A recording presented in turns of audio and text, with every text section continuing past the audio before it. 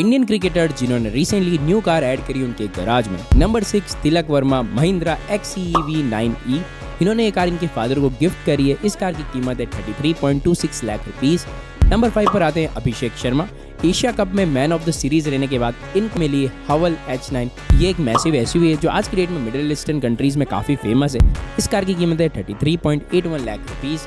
Number 4 पर आते हैं सूर्य कुमार यादव। इन्होंने रिसेंटली ऐड करी इनके गराज में Toyota Vellfire VIP executive launch, जिस कार की कीमत है 1.50 करोड़ रुपीस। नंबर 3 पर आते हैं शुभमन गिल। इन्होंने ऐड करी है मर्सिडीज AMG G63, जिस कार की कीमत है 4.08 करोड़ रुपीस।